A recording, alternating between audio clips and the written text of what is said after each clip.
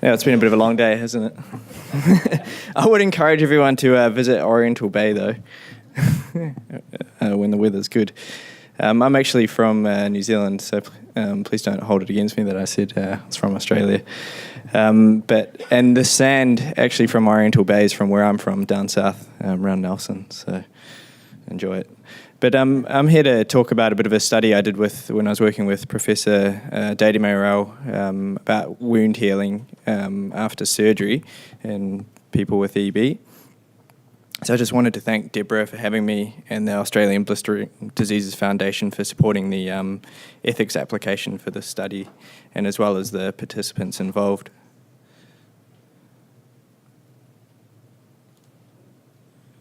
Sorry. Oh, point it there, is it? There we go.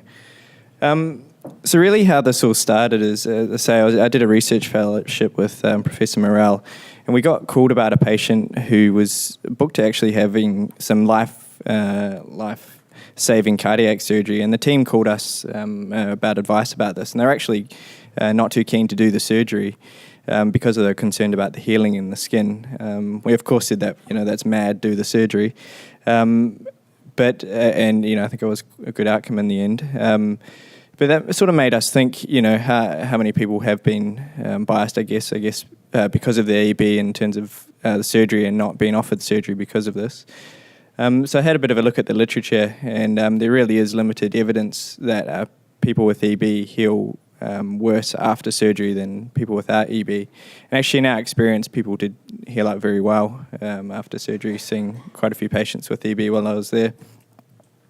And it was concerning because we did feel there was a bit of reluctance for surgeons to operate on EB because of the poor wound healing concerns. And I think you've got to remember as well, I certainly worked in a few big hospitals at Sydney, and there's this underlying, importance of having low complication rates. And certainly this might come into a factor when people are recommending surgery. So we did this... just a small study.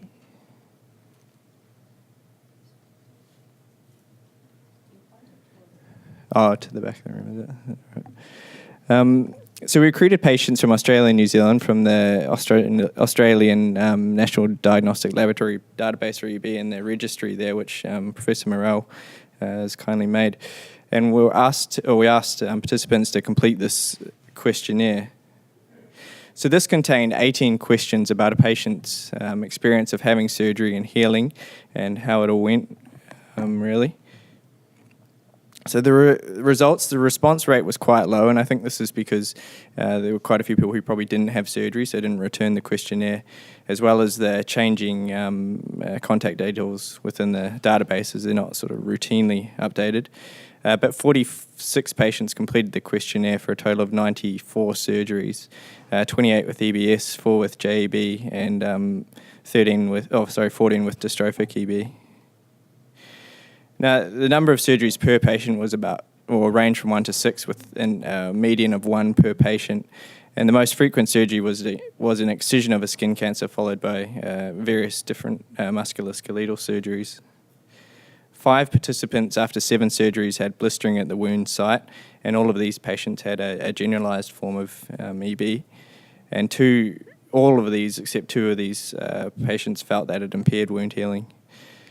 11 patients after 27 surgical procedures reported blistering not at the wound site but other areas, and this was due to things like cannulas or tube or laryngeal masks and things like that.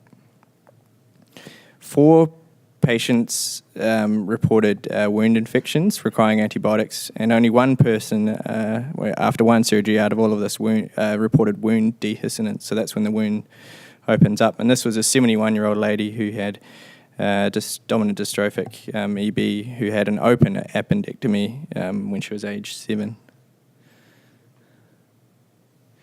20 participants after 35 surgeries felt they healed slower than someone without EB. 30 had 55 wounds that they felt healed the same.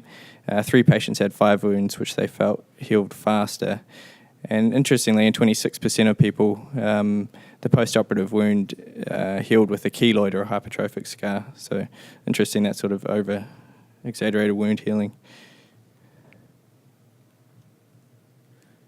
So the conclusions of this study, I mean, it was a pretty small study with quite a lot of limitations, but I mean, blistering at the post-operative wound site was fairly uncommon and particularly unlikely in localized EB. So I think patients with this type of EB can be quite reassured or reassure surgeons and clinicians that they're not going to get a lot of wound blistering at the site. But it's fairly common at other sites, and that just goes hand in hand with being handled, I guess, with anaesthetics and people not trained with EB. But interestingly, which I thought was quite positive, that wound infections and wound dehiscence were really uncommon. I think that's important information to put out there for surgeons and people referring for surgery. Wounds may heal slower, and patients may have a exuberant sort of wound healing with keloid and hypertrophic scarring. So with this data, we hope that clinicians would have greater confidence in referring patients with EB for surgery, and surgeons more reassured really about how patients with EB heal up, and hopefully that means less sort of bias, I guess, towards patients and patients getting the care that they deserve. Cool. Well done.